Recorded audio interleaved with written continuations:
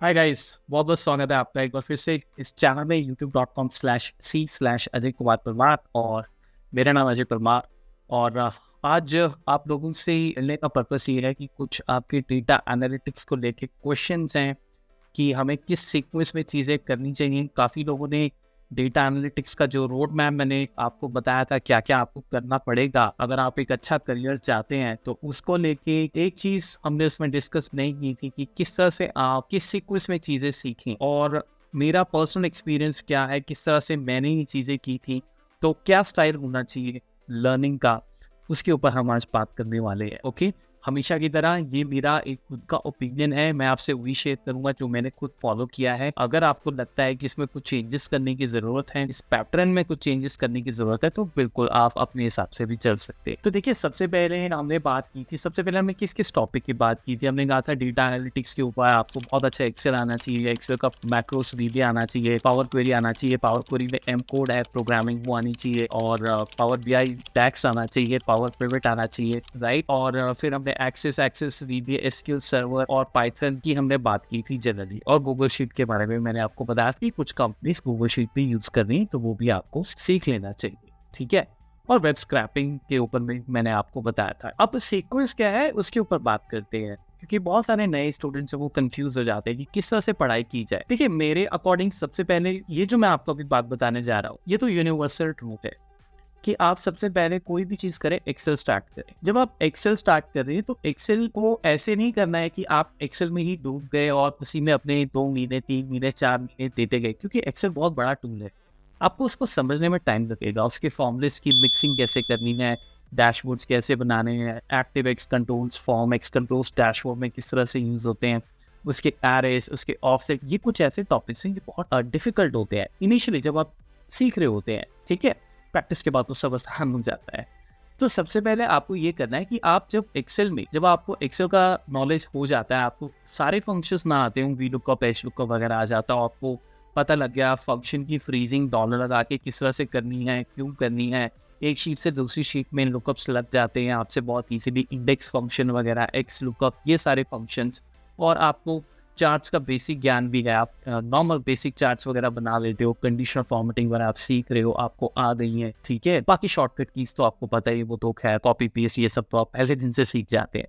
तो जब आपका 50-60% एक्सेल कवर हो जाता है, उसी टाइम आप डिसाइड कर लीजिए कि मुझे अब नेक्स्ट टॉपिक साथ में करना है, ठीक है। अब इसमें आपको मैं 2 चॉइस देता हूँ, या तो आप पावर क्वेरी पकड़ लें या आप साथ में VBA कर सकते हैं। अब इसका मतलब ये नहीं कि अगर मैं VBA कर रहा हूँ या पावर क्वेरी स्टार्ट कर रहा हूँ तो एक्सेल छोड़ दूंगा, नहीं। ये वेरिएशन जो आप करेंगे, ये मैं खुद ऐसा करता था, इसलिए मैं आपको बता रहा हूँ। आज के डेट में मुझे कुछ सीखना है तो मैं 2-3 टॉपिक ऐसे पकड़ता हूँ। वेरिएशन स्विचिंग करनी है आपको, यानी कि हफ्ते में अगर मैं 5 दिन दे रहा हूँ तो मैं 2 दिन जो है या 3 दिन जो है वो दूसरे टॉपिक कर दूंगा, और वापस से जो एक्सेल है उसमें आगे बढ़ता रहूंगा, उसको फिनिश करूंगा। तो इससे होगा क्या, इससे ना आपके अंदर ये जो घुटन होगी, एक फ्रस्ट्रेशन सी आ जाती है ना टॉपिक को बार बार पढ़ते पढ़ते, और फिर आप फंस भी जाते हैं, इतनी मेहनत करनी पड़ती है, सबके साथ होता है।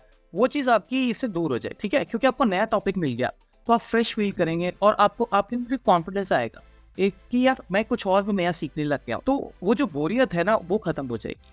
और दूसरी चीज़, जैसे मैंने बताया कि आप एक दूसरा टूल सीख रहे हो तो आपके अंदर एक कॉन्फिडेंस बिल्ड होगा कि यार मैं दोनों चीज़ें कर रहा हूँ, वाओ दैट्स ग्रेट। आप अपने आप को अप्रिशिएट करोगे। तीसरी जो सबसे बड़ी चीज़ होगी वो ये होगी कि आपका जो क्रिएटिविटी पार्ट है, जो आप एक डेटा एनालिटिक्स की दुनिया को अभी तक देख रहे थे, जितना आपको आता था, जितना आपने सुना था, वो बढ़ जाएगा। क्योंकि आप जब दूसरे टूल में जाओगे, जैसे VBA, पावर क्वेरी में, आप देखोगे अरे ये चीज़ तो वहाँ भी हमने देखी थी, एक्सेल में देखी थी, लेकिन एक्सेल में तो ये इस तरह से नहीं हो पा रहा था, इसलिए हमें डिफिकल्टीज आ रही थी, लेकिन अब तो ये काफ़ी इससे आसान हो रहा है, समझ रहे हो आप, ठीक है। तो इस तरह से आप 2 टॉपिक्स पकड़ सकते हैं, पकड़ने को आप 3 भी पकड़ सकते हैं, बट उसके लिए मेरे ख्याल से आप पहले अपने आप को 3-4 चीज़ें सीख लीजिए, जब बहुत पक्के आप हो जाएं फिर आप पकड़ सकते हैं। शुरू में आप 2 ही रखें, तो इससे ये होगा, जैसे अगर आज सपोज आपने पावर क्वेरी पकड़ा, पावर क्वेरी एक ऐसा टॉपिक है जो आप 20-25 दिन में बहुत ईजिली सीख जाएंगे। पावर क्वेरी में ज़्यादा मेहनत आपको नहीं करनी पड़ेगी, और साथ साथ आपका एक्सेल भी चलता रहेगा, ठीक है। अब यहाँ पे जो स्टूडेंट्स पहले VBA करना चाहते हैं तो उनके लिए भी मैं ये कहूँगा कि VBA जब आप कर रहे हैं तो जब VBA भी आपका 50-60% हो जाता है, यानी कि जब आपको वेरिएबल्स, लूप्स, कलेक्शन लूप्स का पता लग जाता है, आपको एरेस का पता लग जाता है, और आप कुछ काम अब VBA में ऑटोमेट करने लगे हो, आप एक फाइल से दूसरी फाइल डेटा ट्रांसफर कर पा रहे हो, लूप्स लगा के, इफ कंडीशंस लगा के, राइट। तो उस केस में फिर आप तीसरा टॉपिक पकड़ लीजिए, फिर आप पावर क्वेरी पकड़ सकते हैं। तो मोटा मोटा कहने का मतलब ये है कि आप एक टॉपिक से दूसरे टॉपिक जाइए, लेकिन पहले उस टॉपिक में 50-60% उसको कर लीजिए, ताकि उसमें कुछ ग्रिप तो बने। अब Excel, power query, Excel, VBA में आप कोई भी चूज कर लें, वो आपके ऊपर है। अगर पावर क्वेरी करेंगे तो वो जल्दी हो जाएगा, अगर वीबीए करेंगे तो वीबीए अपने आप चलता रहेगा। तो फिर आप एक्सेल को कवर कर लीजिए साथ साथ, और फिर पावर क्वेरी पे चले जाइए, ये आपके ऊपर है। जिसको प्रोग्रामिंग नहीं करना, ऑब्वियसली वो पावर क्वेरी कर सकता है, करेक्ट। अब इसके बाद जो अगली चीज आपको करनी है, वो करनी है पावर बीआई, ठीक है।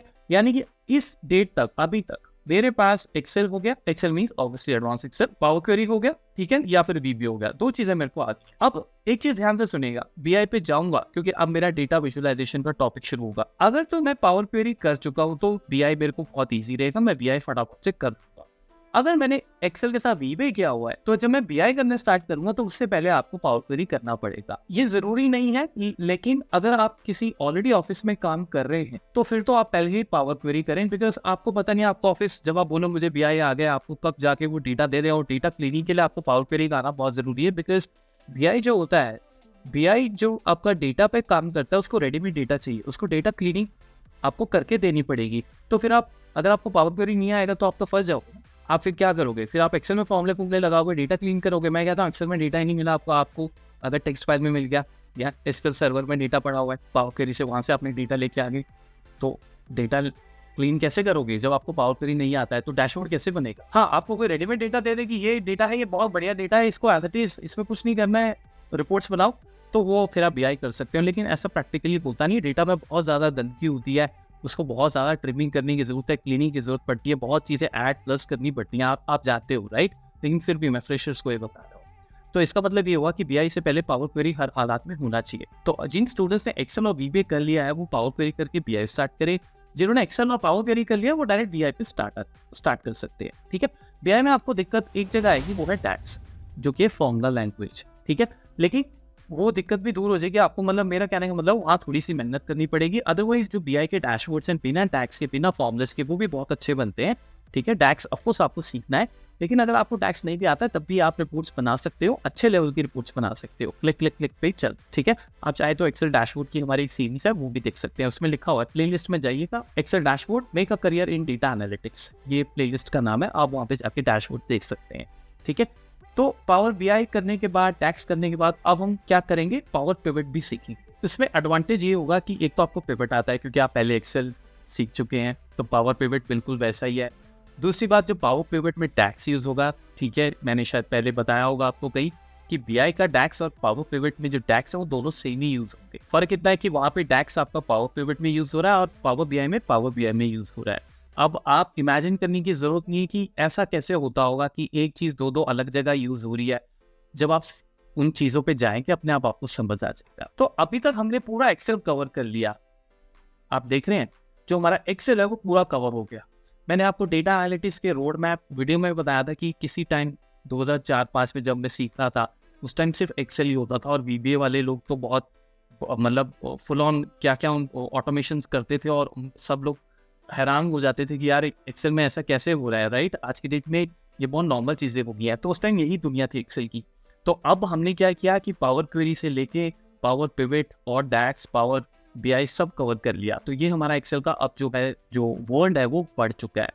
अब जब आप ये चीज़ करके निकल जाएंगे तो आप किसी भी जगह रिज्यूमे अपना जो है वो दे सकते हैं। इसमें एक चीज़ मैं आपको बताना चाहूँगा जो मैंने नहीं बताया, कि एम कोड रह गया। एम कोड जो है वो आप इन सब चीज़ों को करने के बाद भी कर सकते हैं, कोई दिक्कत नहीं है, लेकिन करना ज़रूर है। देखिए, पावर क्वेरी जो है वो ऑलरेडी बहुत ज़बरदस्त टूल है डेटा क्लीनिंग के ऊपर, उसकी ऑलरेडी सीरीज चल रही है, आप देखिएगा। तो मोस्टली आपके सारे इश्यूज डेटा क्लीनिंग को लेके, डेटा स्ट्रक्चरिंग को लेके वहीं सॉल्व हो जाएंगे, राइट। लेकिन फिर भी जब आप बहुत बड़े डेटा पे काम करते हैं और जब आपका करियर इसमें जा रहा है, तो इसकी 100% गारंटी नहीं है कि कहाँ आपको एम कोड की ज़रूरत पड़ जाए। जैसे एक्सेल में वीपी की ज़रूरत पड़ जाती है, कितना हमें स्टेप्स, हमारे घंटों जो टाइम लेता है वो 1 सेकंड में हो जाता है, 2 सेकंड में हो जाता है। पावर क्वेरी में भी डेटा रिफाइन करते हुए, डेटा क्लीन करते हुए आपको किसी ना किसी फंक्शन की ज़रूरत पड़ जाएगी, और उसमें फिर आपको एम कोड यूज़ करना पड़ेगा, राइट।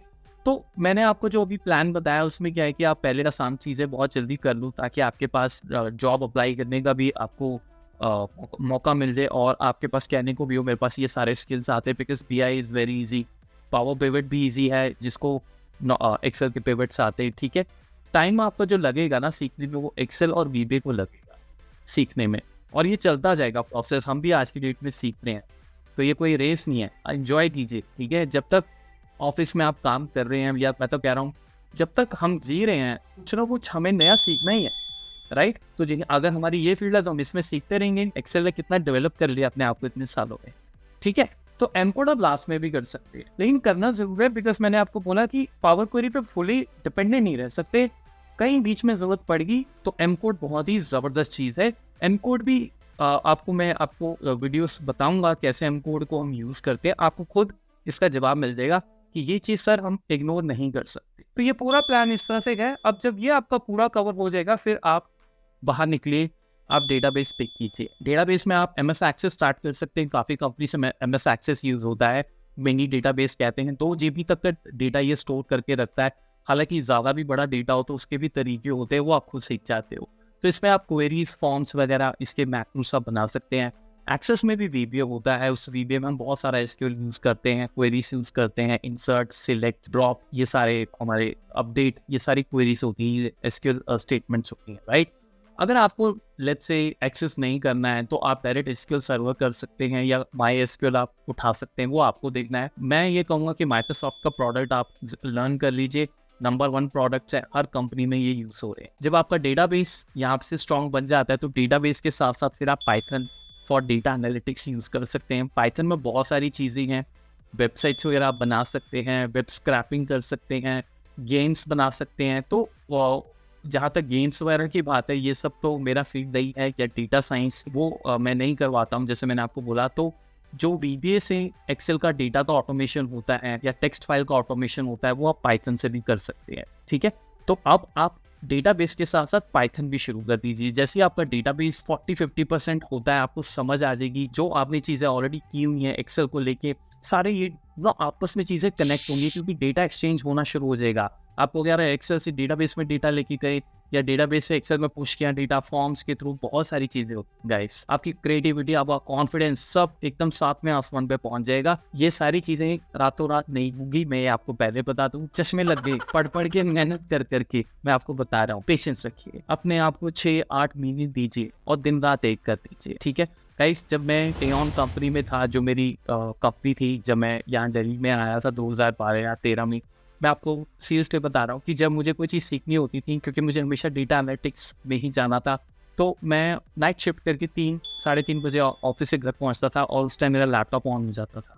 वो अंदर ही खुद एक पैशन होता था, और यकीन मानिए 5-6 बजे तक, जब तक एकदम आंखें बंद नहीं हो रही है, मैं कुछ ना कुछ सीखता रहता था, कुछ ना कुछ अपने स्किल्स को इनहेंस करता रहता था। तो ये मेहनत आपको करनी पड़ेगी, लेकिन एक बार जब आप पिकअप कर लेंगे, फिर आपको जरूरत नहीं पड़ेगी इतना टाइम डिवोट करने। जिसने VBA किया होगा उससे पूछिए, वो जो पाइथन सीख रहा होगा तो वो हंस रहा होगा, अरे नाम तो सुना था पाइथन पाइथन पाइथन, ये तो बहुत ईजी है, इसमें डिफिकल्टी क्या है।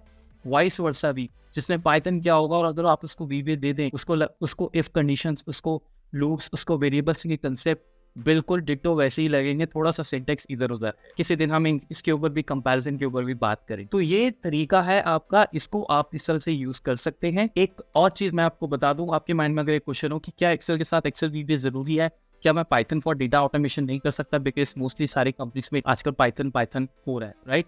देखिए, मैंने आपको इसलिए बोला बिकॉज VBA में क्या है, आप कोड की डीबगिंग, टेस्टिंग बहुत अच्छे तरीके से कर सकते हैं अगर आप बिगनर हैं। पाइथन में आपको दिक्कत आएगी अगर आप कहीं कोड में कोई एरर आ जाता है, और फिर आप फ्रस्ट्रेट होकर उसको छोड़ देंगे। अनलेस आपको कोई बहुत अच्छा ट्रेनर मिल रहा है या आपको कोई कोर्स मिल रहा है, तो आप जरूर वो फॉलो कर सकते हैं। बट मेरा मानना यह है कि VBA अगर पूरा भी आपको नहीं करना है, तो आप 50-60% कीजिए, एटलीस्ट डेटा हैंडलिंग हो जाए, फिर आप पाइथन पकड़ सकते हैं। बट अगेन ये आपकी चॉइस है, आप चाहो तो पाइथन पे भी आप डायरेक्ट जा सकते हो। लेकिन मुझे पाइथन में बस यही चीज़ का इशू लगता है कि उसमें डीबगिंग नहीं होती, यानी लाइन बाय लाइन जब हमें कोड टेस्ट करना होता है तो वो फील नहीं आता, वो एक्सपीरियंस नहीं आता। बिकॉज VBA में क्या है, वो एक्सेल में ही हो रहा है, और आप उस चीज़ को जब आप टेस्ट कर रहे हो तो आपको साइड बाय साइड सारी आउटपुट्स दिख रही है। तो आई होप आपको ये पूरी चीज़ें समझ आई होंगी। फिर भी कुछ रह गया होगा तो देखिए, छोटे वीडियोज़ होते हैं, सारी चीज़ें बोलूँगा तो आप भी बोर हो जाओगे, ठीक है। कमेंट सेक्शन में लिख दीजिएगा, आपकी सेवा में उपस्थित हो जाएंगे। जो भी अपना एक्सपीरियंस है वो आपसे मैंने शेयर किया है, और इस एक्सपीरियंस के बेस पे मैंने पहले भी बात की थी कि मैंने अपना राइज होते हुए देखा है। जब तक स्किल्स नहीं होंगे ना, और आप ये सोच के बैठोगे अरे एक कंपनी में 1 साल लगा लेते, 2 लगा लेते, 3 लगा लेते, 4 लगा लेते, उसी से प्रमोशन होती रहेगी। पहली बात, प्रमोशन कब आपकी होगी ये आपको भी नहीं पता। कभी रिसेशन का कंपनी बोल देगी रिसेशन आ गया, आपके अप्रेजल कम हो गए, या कभी कंपनी बोल देगी रेवेन्यू कम हो गया। तो मैं ये नहीं कह रहा कि कंपनी में आपको रहना नहीं है, वो तो सबसे अच्छी बात है, आप अच्छी कंपनी से जुड़े हैं, जुड़े रहिए। लेकिन मैं ये कह रहा हूँ कि पैसा आपको स्किल्स का मिलेगा, उस कंपनी में टिके रहने का नहीं मिलेगा। कब आपका जूनियर आपसे ऊपर हो जाएगा और फिर वो आपके लिए एम्बैरेसमेंट बनेगी। मेरे शब्द खराब लगे, कड़वे लगे तो मैं माफ़ी चाहूँगा, पर ऐसा ही होता है। इसीलिए फोकस आपको करना है क्वालिटी पे कि कितने और स्किल्स में ज़्यादा से ज़्यादा हर महीने, हर साल और ऐड करता रहूँ और मार्केट पे अपनी डिमांड जो है वो बना के रखो। तो ठीक है guys, thank you so much. उम्मीद है वीडियो पसंद आया होगा। लाइक कर दीजिएगा, सब्सक्राइब कर दीजिएगा, और कुछ भी पूछना हो कमेंट सेक्शन में पूछ सकते। मिलते हैं फिर बहुत जल्दी। Thank you so much, all the best.